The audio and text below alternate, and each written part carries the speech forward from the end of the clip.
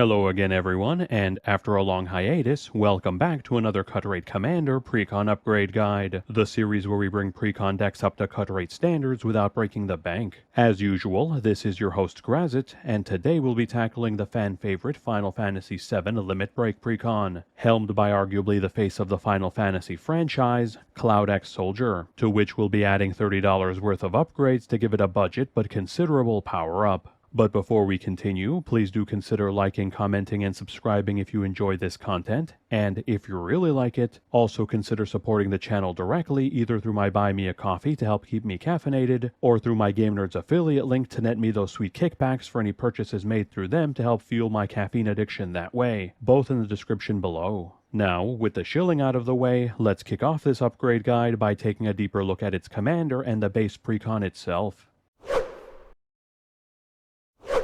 Cloud X Soldier is a 4/4 human soldier mercenary with haste that costs 2 and Naya that has the following 2 abilities. Firstly, whenever he enters, we can attach up to 1 target equipment we control to him. And secondly, whenever he attacks, we draw a card for each equipped attacking creature we control, and then, if Cloud's power is 7 or greater, we also create 2 treasure tokens. Starting off with the strengths our commander brings to the table, the most obvious is the reliable and repeatable card advantage and ramp he provides, which makes him an excellent source of value, who, even if he's the only equipped creature we have, can still generate us 1 extra draw per rotation and generally 2 treasure on top of that. And then this only gets better as we swing in with more equipped creatures, easily allowing us to reload our hands each turn with properly suited up boards. Then coupling that with his free equip when he comes down, allowing us to cheat on equip cost to either get him to 7 power faster to enable his ramp, or to simply provide him with protection against removal so he sticks around to generate value for longer, and his built-in haste allowing him to start swinging in as soon as he comes down to start generating us that value, makes Cloud a very solid equipment-focused commander that can certainly keep the resources flowing as long as he can keep swinging in. But unfortunately, it's those very same good qualities that also contribute to his weaknesses, as all that value that he can generate for us instantly makes him a high-value target for our opponents if they want to cripple our resource generation. His relatively high CMC then doesn't really do us any favors if he keeps eating removal, making him that much harder to recast, and his complete dependence on equipment should also be kept in mind, as he's always 1 Vandal Blast away from being reduced to a vanilla 4/4 with haste, meaning we'll want to have ways to both protect Cloud and our equipment if we want to get the maximum value out of this build. Luckily for us though, the base deck has done a lot of the heavy lifting in that department, including various equipment and non-equipment ways to keep both our commander and our board intact right out of the box, and a lot of both new and old equipment and equipment support pieces to enable our commander as much as possible, making the base deck very solid out of the gate, though admittedly it does contain a few reprints that, while very much appreciated, would find much better homes in other builds rather than this one.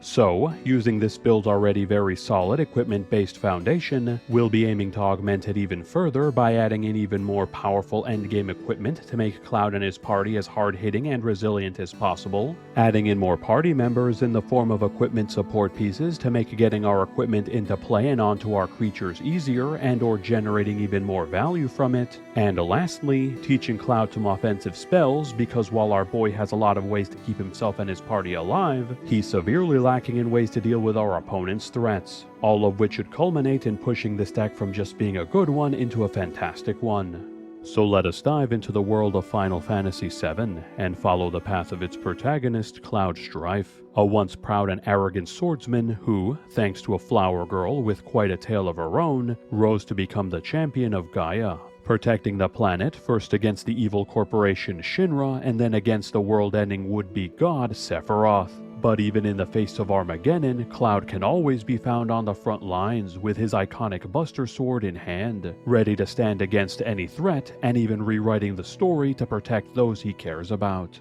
So, now that we have a better understanding of the commander and the base deck, let's see what we can do to improve it.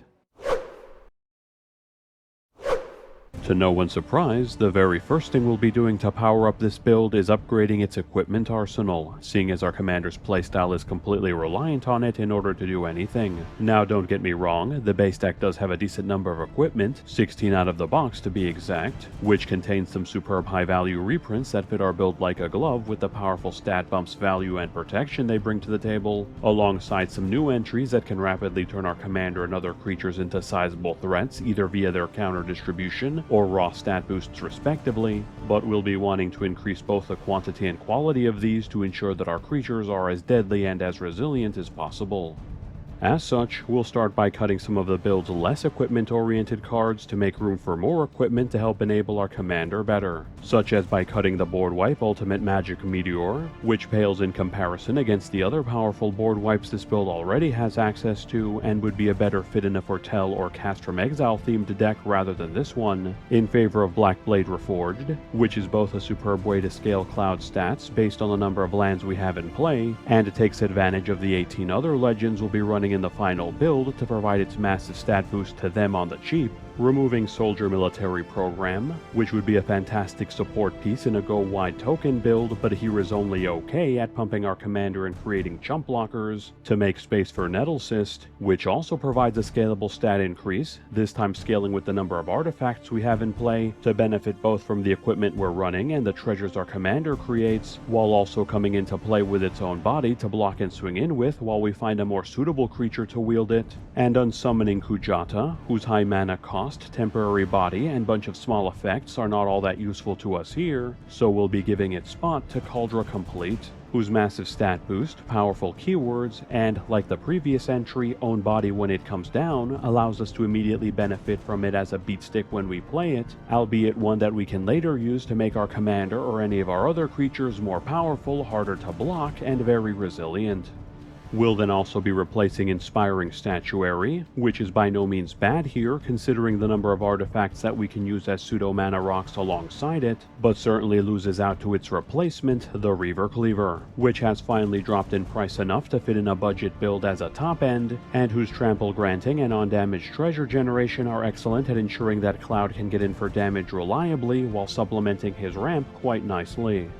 And then to finish padding the number of equipment we'll be running in this build, we'll be swapping out Avalanche of Sector 7, whose artifact power, scaling, and burn are okay, but I personally find don't do enough to warrant their inclusion compared to other entries, along with one of the build's spare mountains to add in the more defensive equipment, Dragonfire Blade, and Swiftfoot Boots. The former's hexproof for monocolored being surprisingly relevant against a lot of the most common removal in our format, while simultaneously providing a decent stat boost and equipping for one on our commander thanks to its equipped cost reduction to provide those benefits on the cheap, and the latter of course providing more inexpensive targeting protection and haste to make our creatures that much more resilient and enabling them to swing in alongside Cloud as soon as they come down.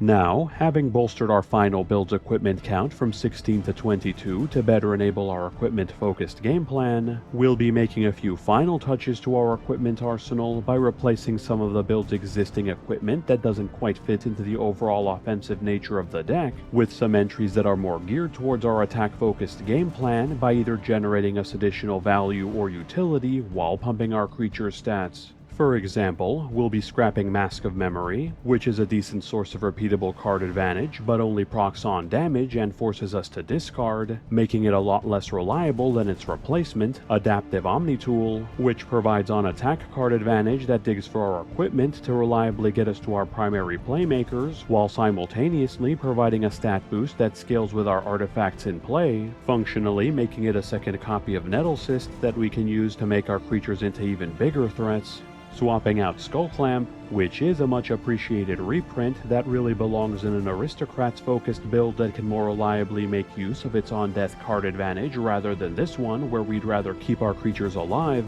to swap in Bloodforged Battle Axe, which provides both a cheap offensive stat bump and an easy way to get more artifacts and equipment into play as it copies itself on damage to better enable Cloud's card advantage as we swing in with the team. And finally, Smelting Down Hero's Heirloom, which is decent thanks to granting us solid stat boost and relevant keywords to our legendary creatures, but loses out to its replacement, Loxodon Warhammer, which gets Cloud to 7 power on its own to proc his treasure creation, still lets him get in for damage thanks to Trample, and gives us another source of lifelink alongside Behemoth Sledge to help stabilize our life totals as we swing into our opponents every turn. So, having covered all the equipment changes that we've made to our build, let's move on to the new equipment support pieces we'll be adding to take advantage of it.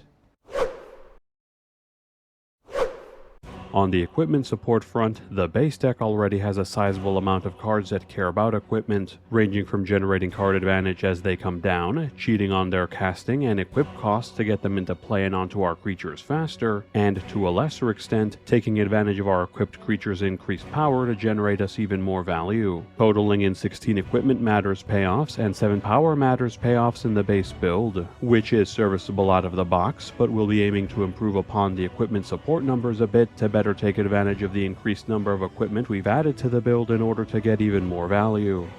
So, starting with equipment support pieces aimed at generating us card advantage, we'll be replacing the 2 generic one-time draw spells Secret Rendezvous and Harmonize, along with the serviceable but ultimately underwhelming repeatable impulse draw source Furious Rise, with the more on-theme repeatable draw sources Shrem Senior Edificer, Akiri Fearless Voyager, and Kutzul Malamet Exemplar. The first turning all our equipment spells into cantrips for added value as we cast them, the second netting us up to 3 cards per rotation as we attack with our equipped creatures, while also making those creatures much more resilient via its cheap and repeatable indestructibility granting, and the third again netting us up to 3 cards per rotation, this time by taking advantage of the stat boosts that our equipment provides, on top of also functioning as our second copy of Conqueror's Flail to make it even harder for our opponents to interact with us during our turn via turning off their spell casting.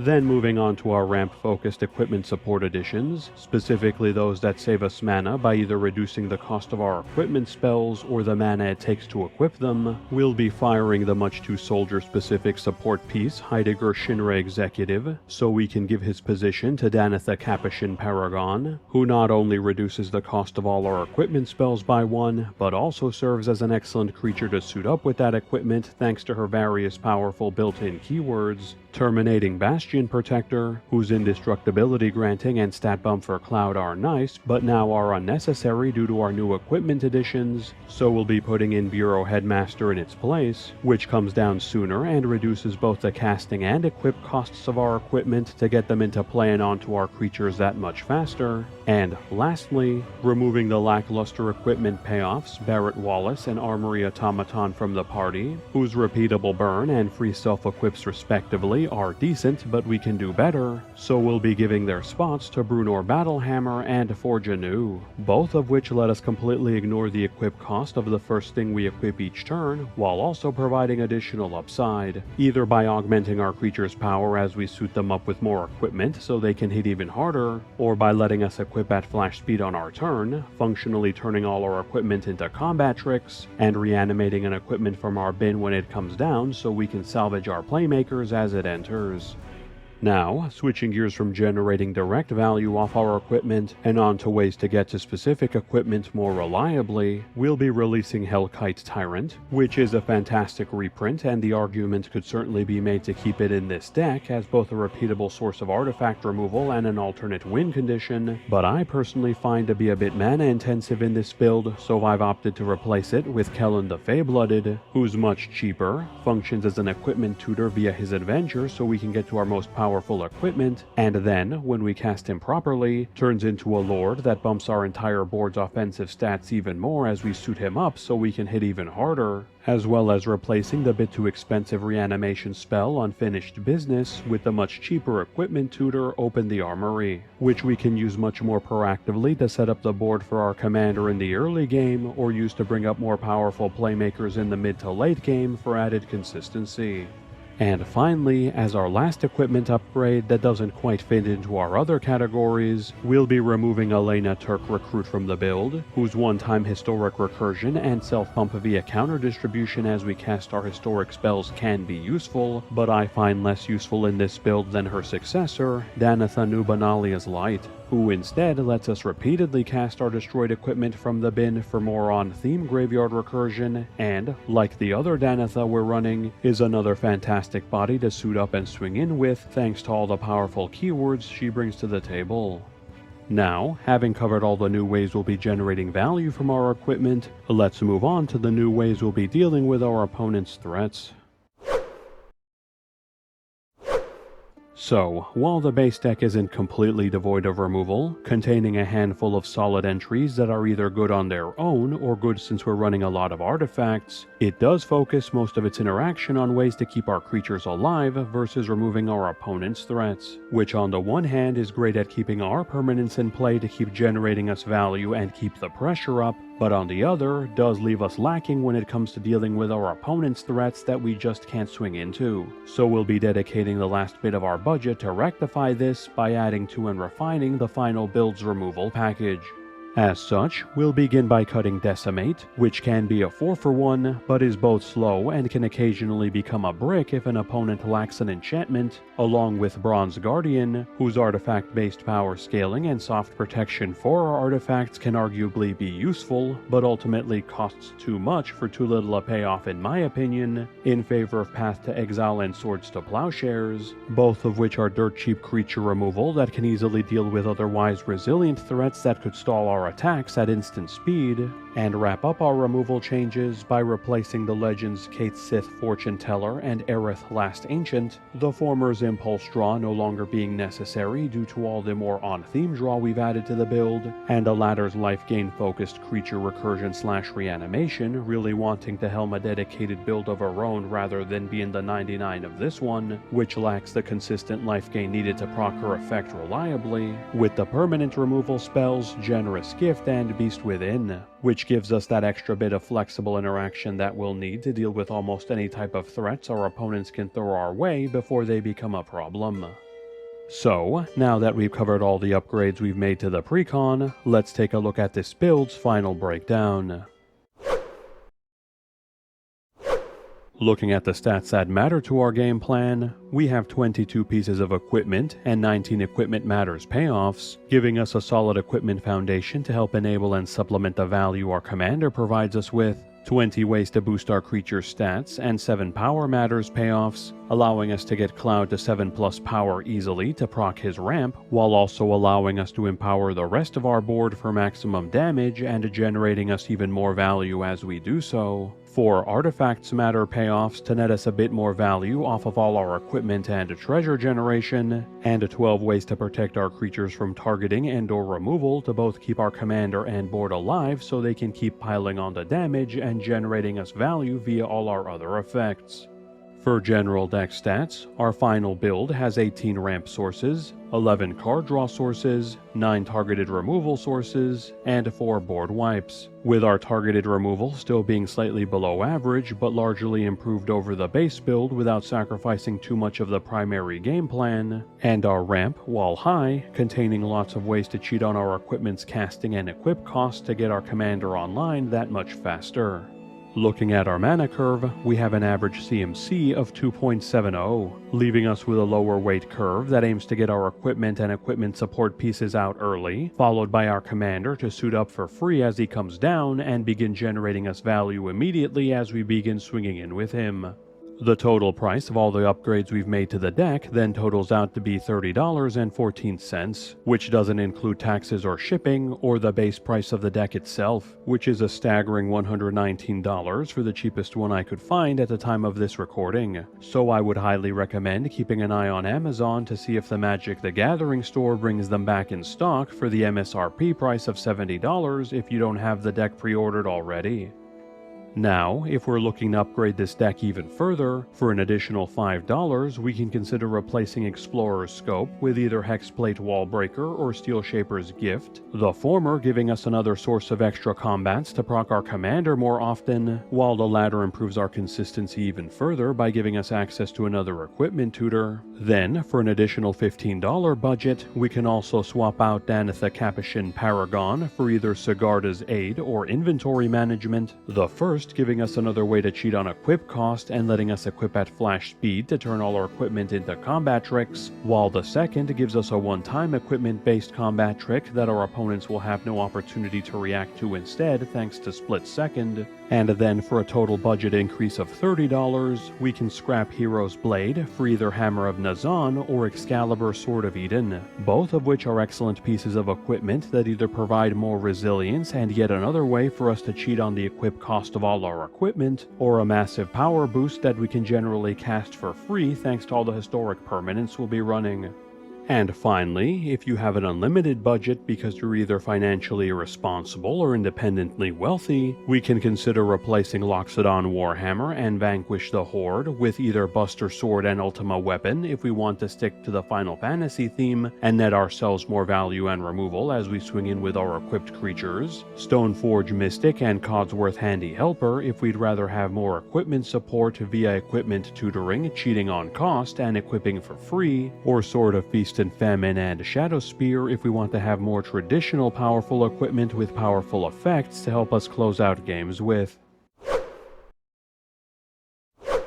Thanks everyone for sticking around to the end of the video, and welcome back to anyone who's seeing this after our return from hiatus. As some of you may already know, the channel went on break since October of last year due to my home having been flooded during Hurricane Milton, and while thankfully no one was injured, the property did sustain a lot of damage and required extensive repairs, which required me to set the channel aside for a bit while I handled all that. But now that things are finally settling down on that front, I can finally focus my efforts back onto the channel, since I really do love making this content, though I may have to do it at a reduced rate since there's still some home-related stuff that requires my attention, but we'll see what happens with that. Anyway, with the Limit Break Precon covered, the next Precon upgrade I'll be tackling will be the Final Fantasy X Counter Blitz Precon and its face commander, Titus Yuna's Guardian, which, full disclosure, is simultaneously my least favorite of the Precons and my most favorite Final Fantasy game, so we'll see what happens with that one. And before we go, as usual, please do consider liking, commenting, and subscribing to help keep the almighty algorithm appeased. Consider donating to my Buy Me a Coffee or buying product through my Game Nerds affiliate link if you want to throw a few bucks my way to help keep making this content. And be sure to check out all my other deck techs, either floating around my head or the playlist above if you want to see more stuff like this. And with that, have a good one folks, and stay safe.